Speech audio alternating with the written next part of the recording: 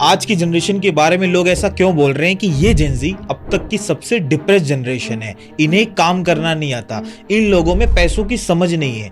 इन्हें पैसे कमाने तो आता है लेकिन उसे संभालना नहीं आता। Gen Z is now facing an identity crisis.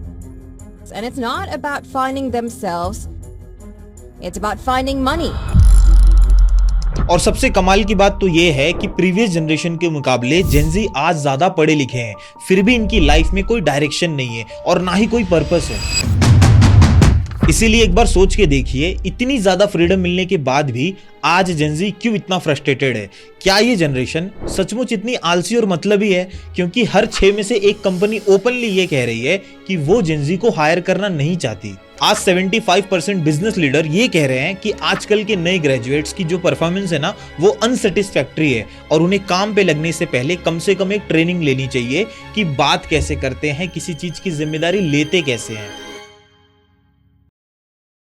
इसीलिए आज के इस वीडियो में हम समझेंगे कि इतने टेक्नोलॉजिकल एडवांसमेंट होने के बाद भी क्यों इनकी लाइफ डायरेक्शन लेस लगती है और क्यों ये जनरेशन मेंटली स्ट्रेस को फील कर रही है। क्योंकि कुछ एक्सपर्ट्स का तो ये कहना है कि जेन जी हमेशा पैसों को लेके स्ट्रगल करते रहेंगे और मैं यहाँ किसी को ब्लेम करने नहीं आया हूँ। मुझे ऐसा लगता है कि ये एक जेन्युइन प्रॉब्लम है जिसे शायद मैंने भी कभी न कभी फेस किया होगा और ये वीडियो मैं बना भी इसीलिए रहा हूँ क्योंकि मेरे ज़्यादातर जो व्यूवर्स हैं ना, वो 18 से 24 साल के हैं और मैं भी इसी जनरेशन से बिलोंग करता हूँ। इसीलिए मुझे ऐसा लगता है कि इस बारे में बात तो होनी चाहिए।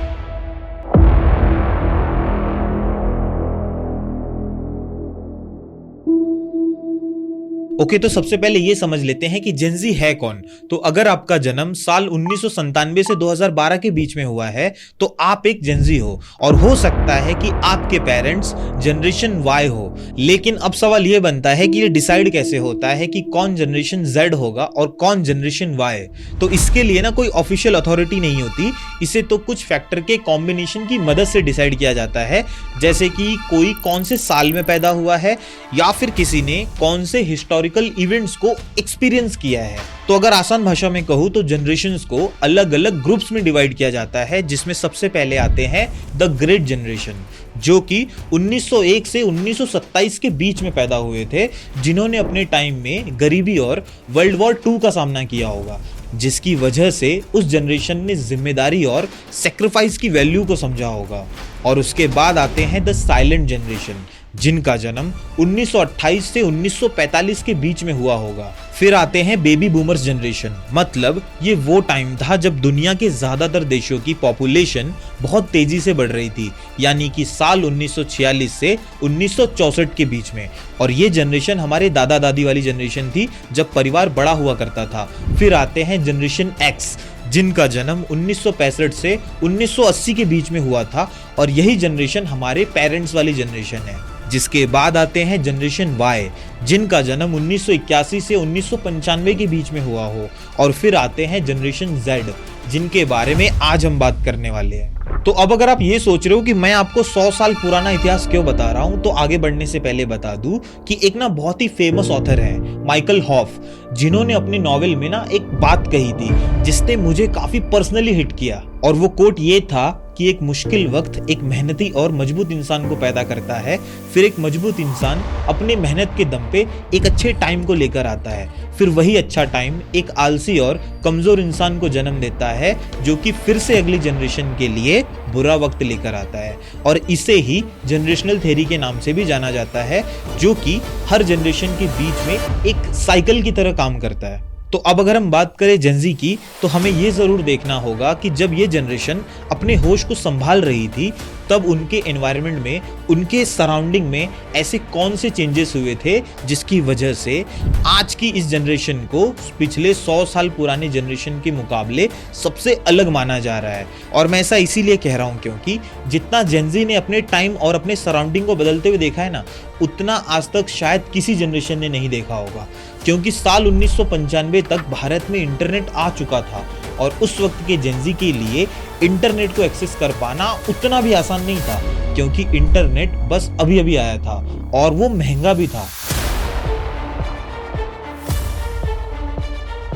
इसीलिए साल 1996 से 2006 तक के बीच की जो जनरेशन थी ना, वो बस इंटरनेट को समझ रही थी। लेकिन सब कुछ बदल जाता है साल 2006 में, जब इंडिया में फेसबुक और यूट्यूब जैसे ऑनलाइन प्लेटफॉर्म आ जाते हैं, जिसके बाद धीरे धीरे लोग इंटरनेट के जरिए एक दूसरे से जुड़ना शुरू कर देते हैं और जेनजी एंटरटेनमेंट के लिए यूट्यूब का इस्तेमाल करने लगते हैं। और तभी से जेनजी इंटरनेट के जरिए एक नई दुनिया में कदम रखते हैं, जो कि उनकी असली दुनिया से काफी अलग थी, और वो थी डिजिटल दुनिया। लेकिन ये सब तो बस शुरुआत थी, क्योंकि साल 2006 से लेके 2015 तक इंटरनेट और मोबाइल फोन तो बस डेवलप हो रहे थे। लेकिन तभी साल 2016 में रिलायंस इंडस्ट्री के चेयरमैन मुकेश अंबानी जी पब्लिकली जियो को लॉन्च कर देते हैं, वो भी 100% फ्री, जिसके बाद एक नए डिजिटल रेवोल्यूशन की शुरुआत हुई। और यहीं से जेनजी के लिए इंटरनेट लिमिटलेस हो गया। That starting coming Monday, the 5th of September 2016, Jio's data, voice, video, and the full bouquet of Jio's application and content will be available for everyone, absolutely free till 31st December 2016. और इन सब के बाद उन्हें ऐसी आजादी मिली कि अब दुनिया की कोई भी इंफॉर्मेशन उनके लिए बस कुछ क्लिक्स की दूरी पे थी। अब इंटरनेट के अनलिमिटेड हो जाने के बाद जेनजीज के रोल मॉडल और उनके आइडियल बदलने लगे। जहां पहले बच्चों के role model sir APJ Abdul Kalam या सर रतन टाटा हुआ करते थे, वहीं अब जेनजीज के रोल मॉडल सोशल मीडिया के इन्फ्लुएंसर बनने लगे। और यहाँ ध्यान दीजिएगा, यहीं से जेनजीज के माइंडसेट और उनकी आइडियोलॉजी में एक बहुत बड़ा चेंज आने वाला था, क्योंकि एक शब्द है मॉडर्नाइजेशन, जिसका मतलब होता है किसी चीज को नए जमाने के हिसाब से अपडेट करना या मॉडर्न बनाना। अब इसमें आप चाहो तो बात कर सकते हो टेक्नोलॉजी से लेके लाइफस्टाइल की, या फिर एजुकेशन सिस्टम से लेके सोसाइटी के वैल्यूज की, सबको नए जमाने के हिसाब से बदलना।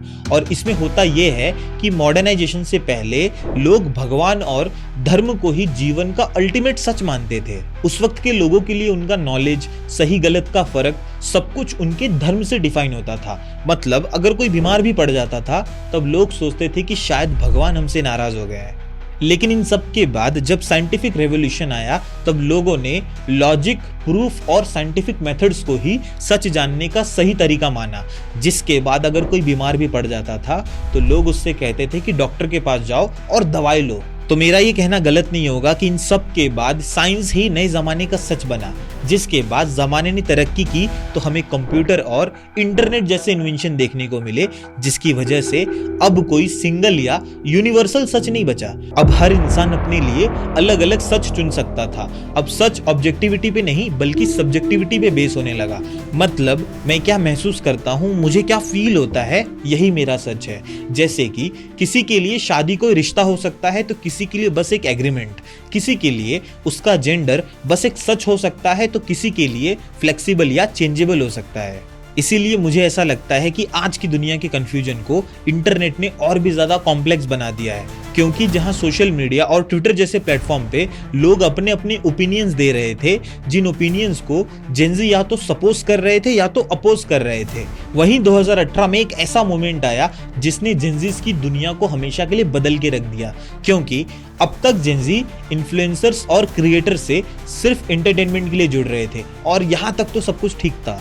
लेकिन 2018 का वो पल जिसने सब कुछ हमेशा के लिए बदल के रख दिया। तो आखिर ऐसा क्या हुआ उस साल जिसने एक पूरे के पूरे जनरेशन की सोच को, उनके माइंडसेट को इन्फ्लुएंस किया, और ये इम्पैक्ट अच्छा था या बुरा था वो आप बाद में डिसाइड करना, क्योंकि ये एक ऐसी कहानी है जिसे इस एक वीडियो में कवर करना मेरे लिए आज मुश्किल होगा।